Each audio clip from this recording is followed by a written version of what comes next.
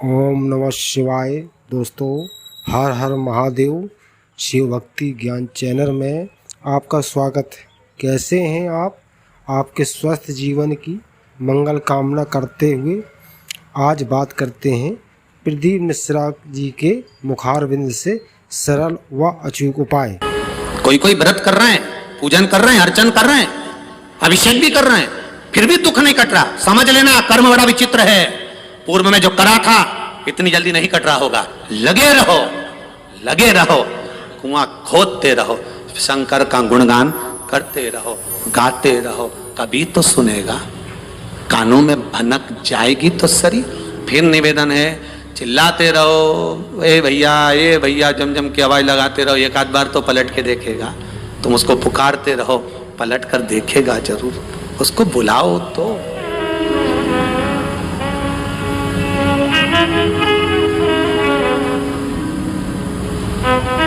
तुमने पुकारा ही नहीं उसको। थोड़ी देर, आदत है लोगों की, कई लोगों की आदत है।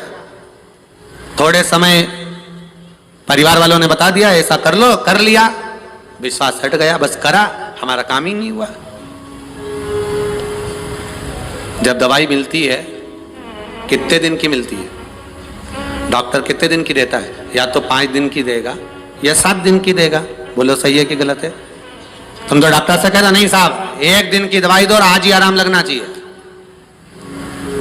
आज की आज आराम लगे।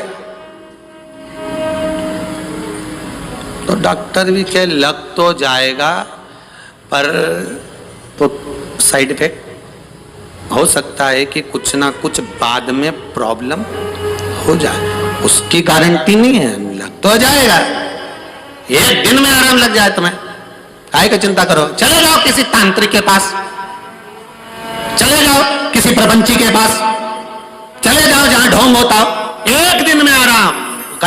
रेल में इतने बड़े कागज चिपके रहते हैं, हमारा वो महाराज के ये आता। तुमने पढ़ा होगा, बोलो तो सही। पहले अखबार में भी आए इतनी बड़ी क्लिपिंग बन के। तुम देखना अखबार में 2 मिनट में ने वो खोया हुआ ये मिल जाए, न खोया हुआ ये मिल जाए, न वशीकरण आए, न ये आए। मतलब 1 दिन में चमत्कार। तो भैया 1 दिन का मिल जाएगा, पर साइड इफेक्ट है। वो साइड इफेक्ट नहीं होता, साइड में ले जाके पूरा धो देगा।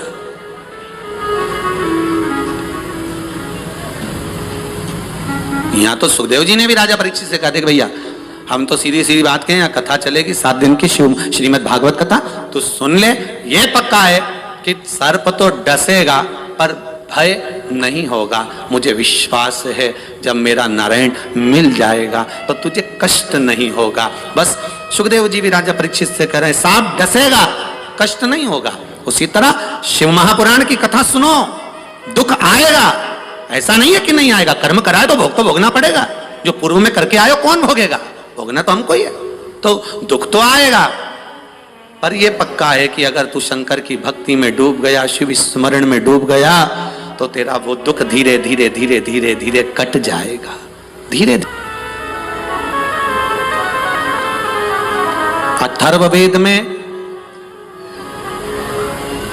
छंदो ज्ञान उपनिषद में, दोनों में, अथर्ववेद में भी वर्णन है और महाराज वर्णन किया गया कि पीपल के वृक्ष की जो जड़ होती है, बेलपत्री के वृक्ष की जो जड़ होती है,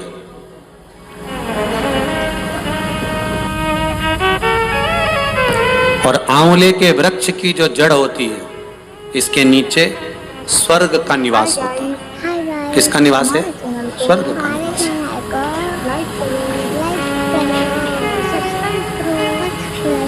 अथर्ववेद में भी कहा और छंदो उपनिषद में भी वर्णन करा।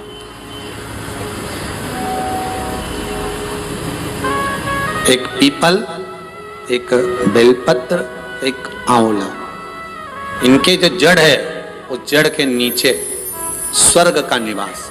ये जहां लगे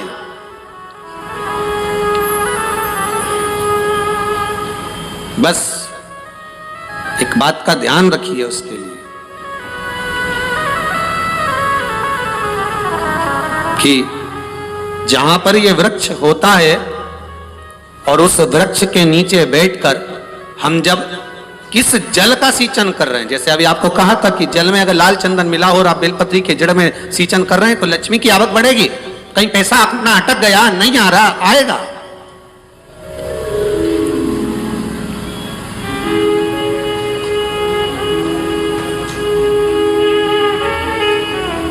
पीपल की जड़ में इत्र का जल, पीपल की जो जड़ होती है उसमें इत्र का पानी, थोड़ा सा जल उसमें थोड़ा सा इत्र का भाग हो महाराज, और आप भगवान पीपल देव पिपलेश्वर महादेव का स्मरण कर कर पीपल की जड़ में अगर जल चढ़ा रहे हैं और मान लो शरीर में कोई कष्ट हो गया है, शरीर में कोई रोग हो गया है, कोई मालूम पड़े ये हाथ 4 दिन से दुख रहा है या 4 दिन से ये नस दब गई है या ये कमर दब रही है, तो आप 2-4 दिन कर देखो। कलश के अंदर जल, जल में इत्र का थोड़ा सा भाग, पीपल की जड़ के नीचे आप उसका सींचन करिए पिपलेश्वर महादेव के नाम से। उस जल को थोड़ा सा भाग लेकर आ जाओ उसी में से जो चढ़ाया है, और उस स्थान पर जहां कष्ट है उसको लगाना प्रारंभ करिए। 2 दिन 3 दिन कर देखो। प्रैक्टिकल करने में क्या जाता है? सीवर वाला महाराज झूठ बोल रहा हो तो प्रैक्टिकल करने में क्या जाए, अपना करते रहो। जिन जिन ने प्रैक्टिकल करे उनका रिजल्ट यहां सामने है, जिन जिन ने करे। और अभी और पत्र रहेगा पढ़ने के लिए हो, अभी कहीं का भजन आएगा जब देख लेंगे। करते रहो। तीसरा महाराज,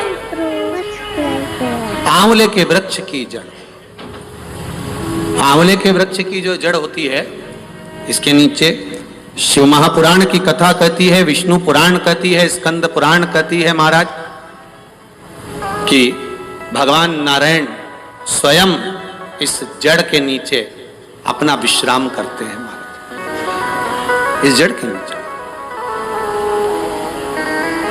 प्रयास करो, 1 चुटकी हल्दी, कितनी? मात्र 1 चुटकी हल्दी, आंवले के वृक्ष के नीचे भगवान हरि हर महादेव, कौन से महादेव हैं?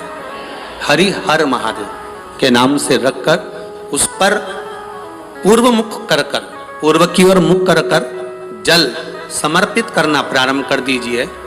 आप अगर प्रयास करेंगे शुक्रवार की शुक्रवार करें या नवमी की नवमी करें, अष्टमी की अष्टमी करें, प्रदोष की प्रदोष कर लें, सोमवार की सोमवार कर लें, तो आंवले की जड़ के नीचे अगर हमने हल्दी रखकर जल का भाग समर्पित करा है पूर्वभिमुख होकर, तो अगर व्यापार नहीं चल रहा है, 1 हफ्ता हो गया, बैठे हुए हो, कोई ग्राहकी नहीं है, तो 1 बार करो, दूसरी बार करने जाओगे तो आप अपने आप दौड़ कर जाओगे कि मेरा 1 हफ्ते से व्यापार अच्छा चल रहा है। आप दूसरी बार करोगे तो आपको ये ज्ञान उपदेश ये प्राप्त हो जाएगा, अपने आप रिजल्ट सामने आएगा कि हाँ, हमने आंवले के वृक्ष के नीचे हल्दी को समर्पित करा था और उसको चढ़ाने के बाद हमने जो जल चढ़ाया है उसका फल हमको प्राप्त हुआ, उसका फल हमें मिला है, उसका फल हमें मिलेगा। कोई भी क्रम करे, हम फिर कहेंगे, फिर निवेदन करेंगे, कुआं खोदो, एक जगह खोदो, पानी निकलेगा। कभी यहां भटक गए, कभी वहां भटक गए, थोड़े दिन यहां आ गए, थोड़े दिन कहीं दूसरी जगह चले गए, फिर तीसरी जगह चले गए, चौथी जगह चले गए, भटक रहे। अब बाबा से विनती करना, अब नहीं भटकूंगी चाहे कुछ भी हो जाए, बहुत भटक ली, सारी दुनिया में जाकर घूमी आई, सबसे निवेदन कर आ गई, अब मेरे बस की नहीं बची, अब तो तेरा दरबार है और तेरा भजन है, इसके सिवाय कुछ नहीं करूं। श्री शिवाय नमस्तुभ्यं, श्री शिवाय नमस्तुभ्यं, श्री शिवाय नमस्तुभ्यं, श्री शिवाय नमस्तुभ्यं, इसके सिवाय कुछ नहीं करो। हम आशा करते हैं कि भगवान शिव आपकी सभी मनोकामना पूर्ण करें। इस उपाय को करना ना भूलें। आज बस इतना ही, फिर मिलते हैं नेक्स्ट वीडियो में। दोस्तों, वीडियो अच्छी लगी हो तो सब्सक्राइब और लाइक ज़रूर करें। ओम नमः शिवाय दोस्तों।